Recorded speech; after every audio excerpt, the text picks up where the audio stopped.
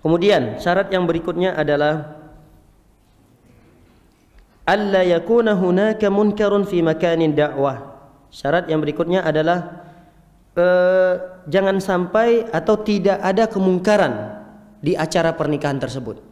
Jadi kalau ada kemungkaran di dalam perayaan pernikahan atau acara pernikahan tersebut, maka secara otomatis kewajiban kita gugur. Apa contoh misalnya di acara pernikahan yang ada kemungkarannya nih?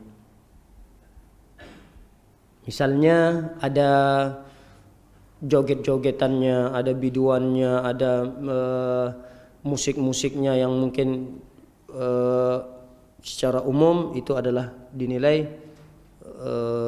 tidak baik. Bahkan secara syar'inya pun musik tidak ada yang oleh para ulama dianggap secara islami. Tapi para hadirin yang dimuliakan oleh Allah, jika diputarkan hanya sekedar syair-syair yang tidak ada musiknya, ini tidak mengapa kata para ulama. Yang diputarkan adalah syair-syair yang dinyanyikan tanpa ada musik, tidak mengapa. Yang dimaksudkan di sini oleh para ulama adalah ketika acara pernikahan itu diiringi dengan suara musik-musik. Walaupun terkadang yang dinyanyikan adalah nyanyian-nyanyian Arab. Kita pun yang mendengarkan nyanyian Arab itu tidak paham nyanyian itu apa maknanya. Padahal ada sebuah nyanyian yang sering sekali diputarkan di acara-acara tersebut. Maknanya seperti sekilas syar'i, yaitu ya Allah ya Allah ya Allah, seperti itu. Biasanya kita mengira ini ada kalimat Allah Allahnya. Padahal ya Allah itu artinya dalam bahasa Arab pasaran itu artinya ayo ke sini, ayo ke sini. Kita mengiranya ya Allah itu adalah ya Allah ya Allah. Nah ini terkadang kita keliru. Kita tertipu dengan nyanyian-nyanyian yang bernuansa bahasa Arab, tapi kita tidak mengetahui maknanya. Bahkan kata para ulama, nyanyian itu adalah nyanyian yang terkadang menimbulkan kesyirikan.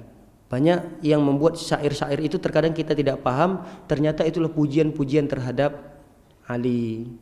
Pujian, kalau ya puji sekedar pujian itu ya biasa. Ini pujiannya adalah kata para ulama pujian yang melampaui batas, yang sebenarnya tidak ada pada diri seorang Ali, tidak ada di seorang diri Husain.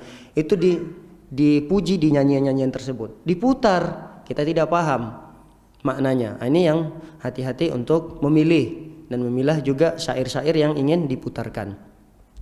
Nah, kalau ada acara-acara pernikahan yang di sana diundang orang-orang yang berjoget-jogetan, musiknya luar biasa, maka gugur kewajiban kita untuk menghadirinya. Kita tahu di acara tersebut, oh ada hiburannya, berarti saya tidak hadir pun tidak mengapa. Nah, bagaimana dengan seorang yang didengarkan nasihatnya, lalu apakah dia tetap wajib menghadirinya? Kata para ulama, dia memiliki dua kewajiban. Jika suaranya didengarkan, artinya nasihatnya didengarkan, dia datang ke sana, dia berikan nasihat. Maaf Pak, ini adalah acara yang sangat betul-betul diperhatikan dalam Islam. Tapi bisa enggak acara yang satu ini dihilangkan?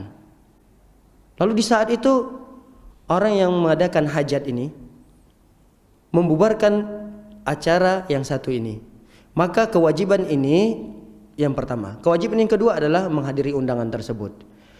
Pertanyaannya, bagaimana dengan orang yang dihormati? Dia tahu kalau orang tersebut tidak menyukai musik dan memahami bahwasanya musik itu haram.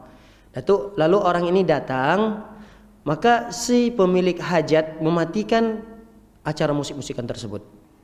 Bagaimana hukum menghadirinya? Kita tahu nih misalnya, oh kalau jamaah Al-Ikhlas yang datang, ini acara yang ini dihentikan dulu. Stop dulu.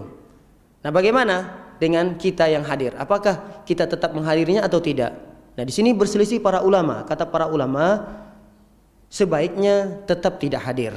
Apalagi dia seorang yang dihormati.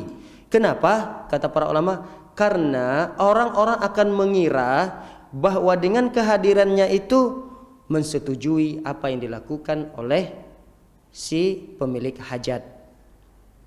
Nah ini kata para ulama. Namun ada ulama mengatakan silahkan bagi jamaah-jamaahnya yang biasa-biasa saja.